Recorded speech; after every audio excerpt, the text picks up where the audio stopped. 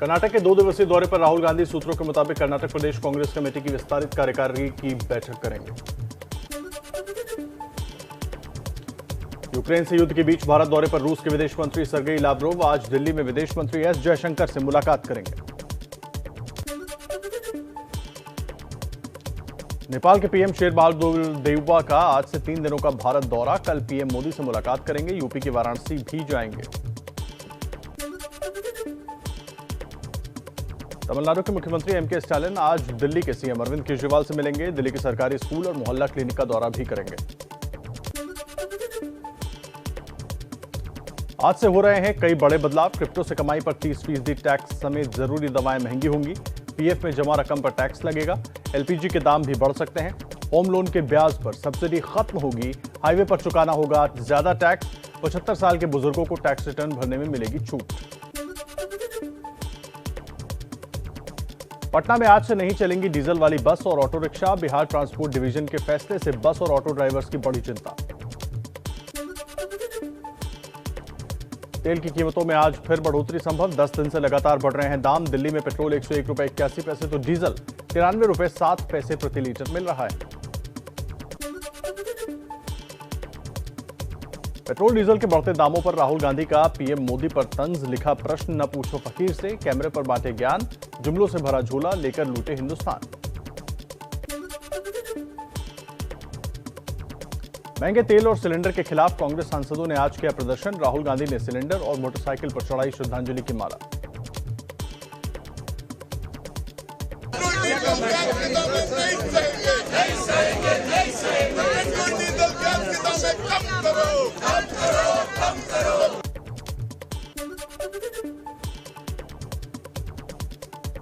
कर्नाटक के बेंगलुरु में सिलेंडर हाथ में लेकर कांग्रेस विधायकों ने प्रदर्शन किया। मोदी समेत राज्य की बीजेपी वाली बुम्बई सरकार पर भी निशाना साधा।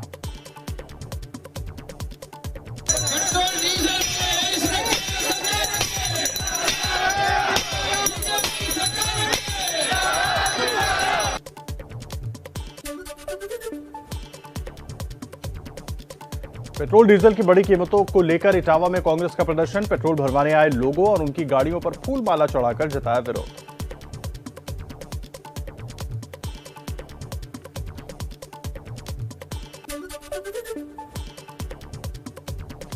पाकिस्तान के प्रधानमंत्री इमरान खान का देश के संबोधन में इस्तीफा देने से इनकार। कहा आखिरी गेंद तक लड़ने वाला हूं। पाकिस्तान की संसद में रविवार को अविश्वास प्रस्ताव पर वोटिंग होगी। इमरान खान ने कहा चोरी के पैसों से नेताओं को खरीदा जा रहा है। बगावत करने वाले मुल्क के गद्दार हैं। आने वाली नस्लें इन्हें माफ नहीं करेंगी। पाकिस्तानी विदेश मंत्री के चीन से लौटने के बाद इमरान ने अमेरिका पर लगाया साजिश का आरोप। कहा 7 मार्च को आई चिट्ठी, अमेरिका ने आरोपों को खारिज किया। इमरान खान के संबोधन में पीएम मोदी का जिक्र। कहा नेपाल में नवाज शरीफ छुप छुप कर मोदी से मिलते थे। एक किताब में नवाज मोदी के मिलने का जिक्र।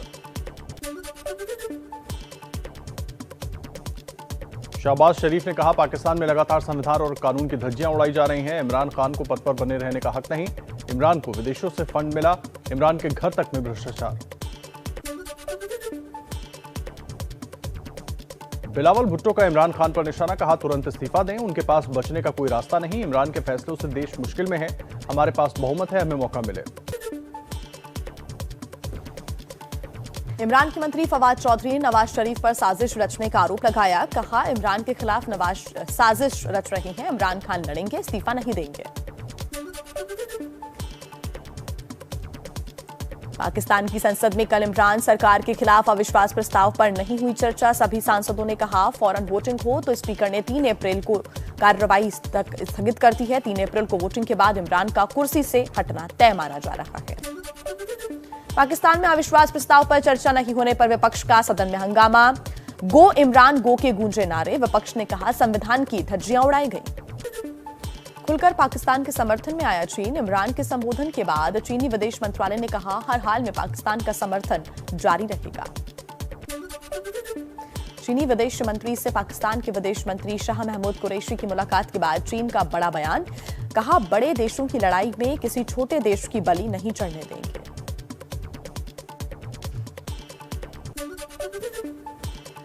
पड़ोसी देश श्रीलंका में बड़ा आर्थिक संकट, महंगाई दर 17% के पार पहुंच चुकी है। महंगाई के विरोध में सड़कों पर उतरे लोग, राष्ट्रपति के आवास के बाहर किया प्रदर्शन।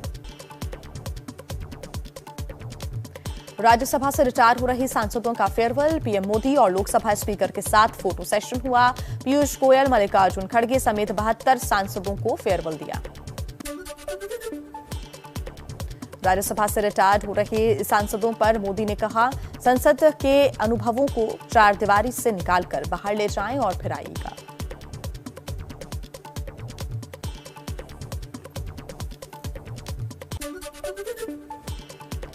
लोकसभा में सोनिया गांधी का बीजेपी पर हमला, कहा कुछ साल पहले लोग मनरेगा का मजाक उड़ाते थे, कोरोना काल में उसी मनरेगा ने सरकार के बचाव में सकारात्मक भूमिका निभाई है। तो एक प्रकार से हम तो यही चाहेंगे, कम अगेन।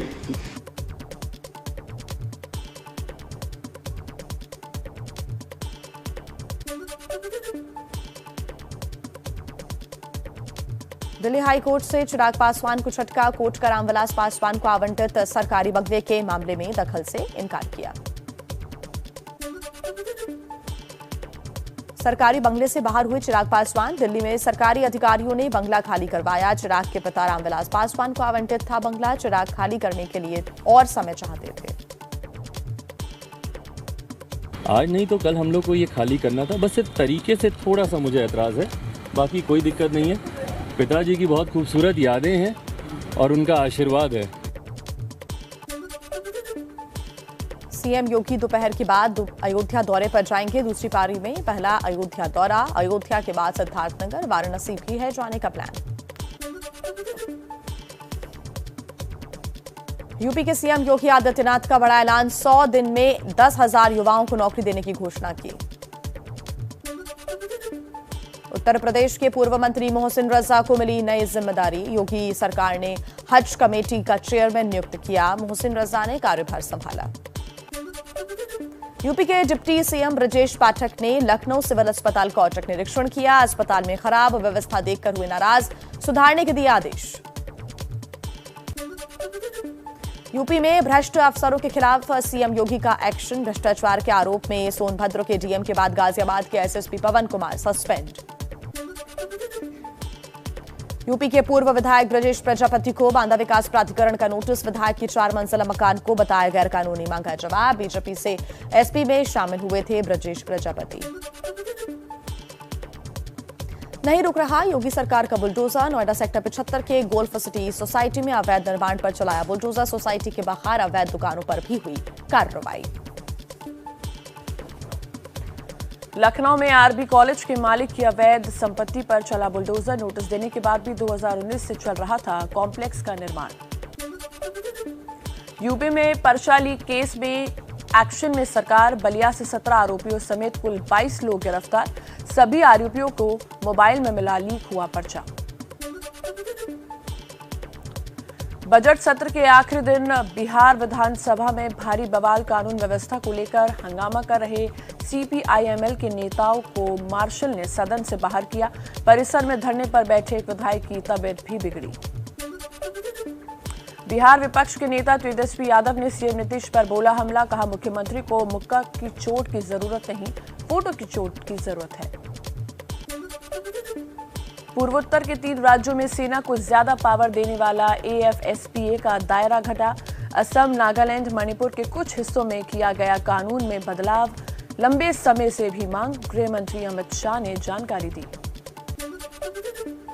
महाराष्ट्र में बीजेपी नेता देवेंद्र फडणवीस के खिलाफ याचिका दायर करने वाले वकील सतीश उके को ईडी की टीम ने हिरासत में लिया। सतीश के नागपुर वाले घर पर ईडी के छापे।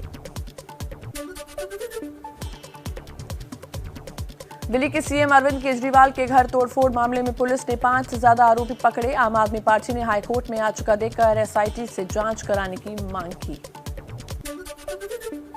कर्नाटक में हिजाब के बाद अब हलाल विवाद, बीजेपी महासचिव सीटी रवि ने हिंदुओं से हलाल मीट इस्तेमाल नहीं करने की अपील, कहा हलाल मीट आर्थिक जिहाद है।